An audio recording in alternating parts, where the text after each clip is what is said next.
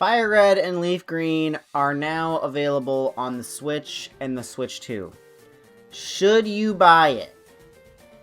It's not a simple yes or no. There's a little bit of nuance here. 95% of you, yeah, you should probably just buy it. And then 5% of you, maybe not.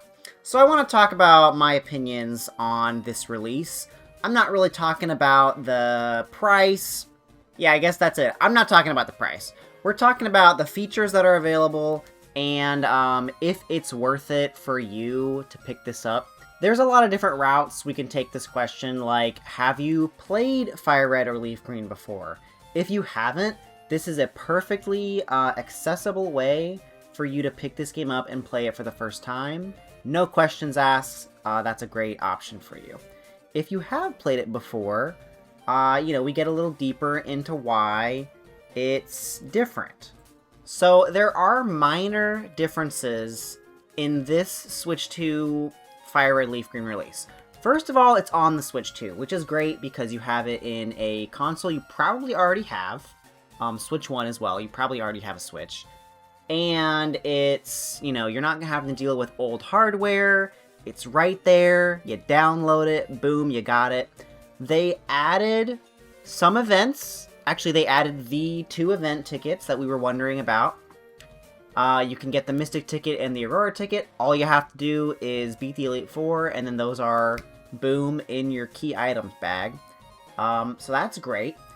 Another thing they did is they fixed a bug, where if you pick Squirtle or Bulbasaur, you later get access to Raikou or Entei, respectively. They know the move Roar, which is supposed to be like, the game where you find them and they roar, and oh no, I gotta go find them again. And you have to get Mean Look, and you gotta basically use your Master Ball. The glitch was, if they use Roar, they're gone forever, and you cannot catch them ever again. This did not happen with Suicune, because Suicune, I believe, did not know Roar. So they fixed that. So if Entei or Raikou roar away, they do not permanently go away from your game. You can find them again. But they did not fix the bug where the IVs are terrible. Like, I don't remember which it is. It's like HP attack, defense, special attack are always 0. Something like that. Like 4 of the 6 stats are always 0. They didn't fix that. So what does that tell you? It tells you that you get cool events that you probably never got to experience. You're always going to be able to catch the legendary beast. That is basically the only difference across this entire release, right? The game is only locally compatible, so you cannot trade online. You must be physically close to your friend or your second Switch to trade with yourself and battle with your friends and stuff. I think that's lame, but what are you gonna do? That's how it was on the Game Boy. We can't have nice things, apparently. And in addition to that, there will be home support in the future, wherein you can transfer your Pokemon to Pokemon Home and then later use them in Champions. It does not seem that you'll be able to transfer them back into Gen 3 after transferring them into Home. I was kind of wondering if, eventually Emerald comes out, if you could transfer them to Home and then to Emerald, and then to Home and then back to FireRed. So you could have all the games on one Switch and then still, trade with yourself. That wouldn't really solve trade evolutions, but at least you could trade with yourself through Home.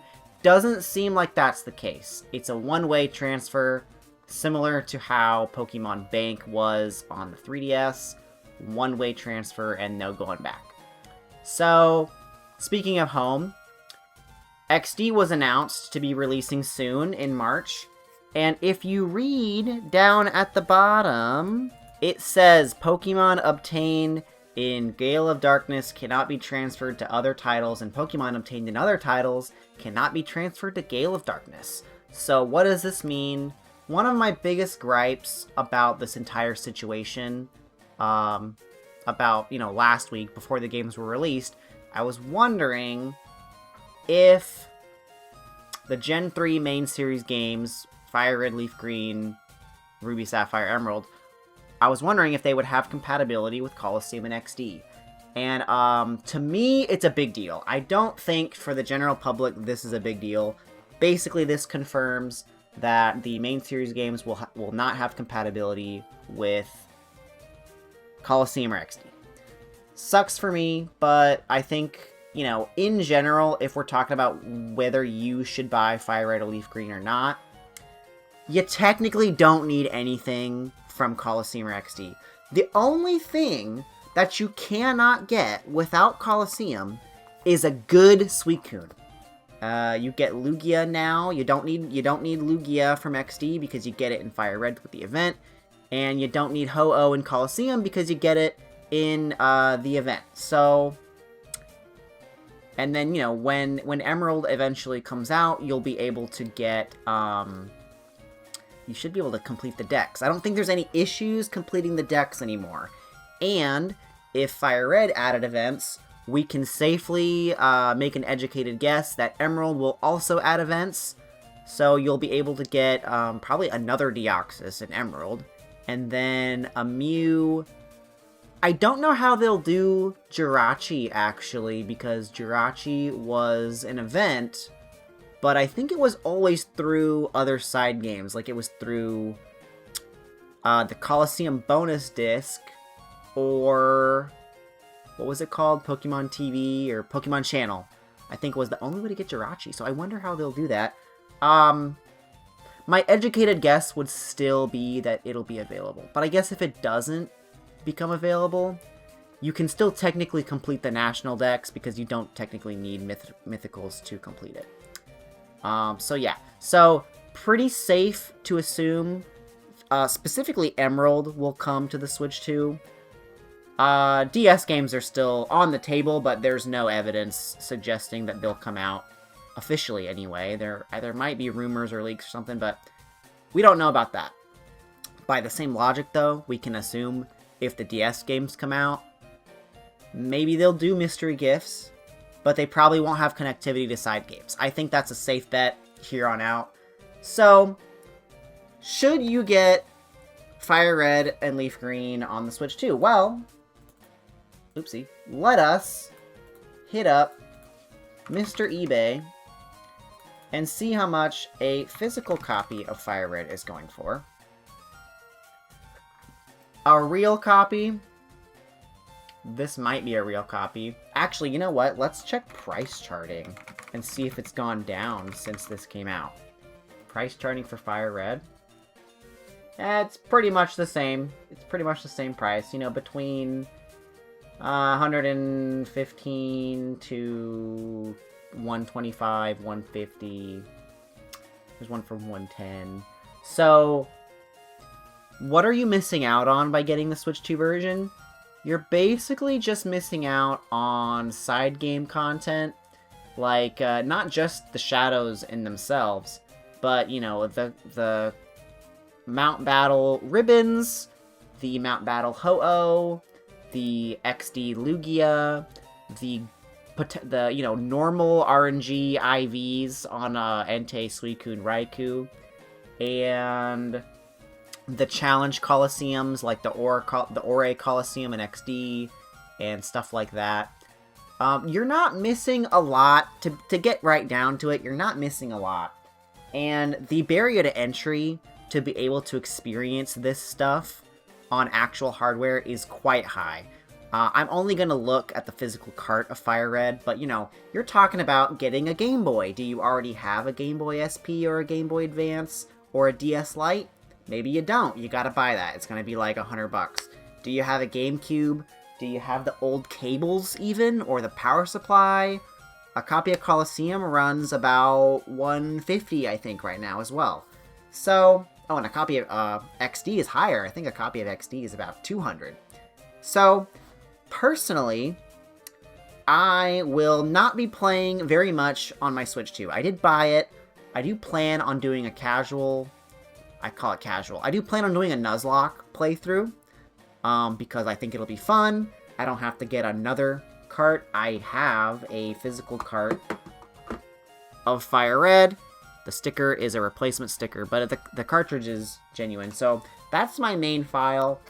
I'm actually, you know, since I uploaded the video about playing FireRed, I've been playing Coliseum a lot, actually. And it's fun. I like that. You don't need it. You don't need to play Coliseum. You don't need to do e-reader stuff. You don't need to even have a friend to trade with to get, you know, a good experience out of these games. So what I'll say is, like I said at the beginning, for 95% of you, this is going to be a $20 simple downloadable purchase on your Switch or Switch 2. Extremely accessible to all people. You know, kids can safely ask their parents for $20. It's not a big deal. Adults can, you know, budget $20 into their month or whatever. It's probably not that big a deal. Rather than $150 entry cost, right? And what are you missing out on? You're missing out on shadow Pokemon that really don't affect your gameplay at all. It technically would affect like a challenge run, like a Ribbon Master, because you're not going to be able to get all the ribbons. But you could still get all the ribbons you could, and still have fun with it. And I guess that's it. I mean, when Emerald comes out, and it will very likely come out, you're going to have access to pretty much the entire dex.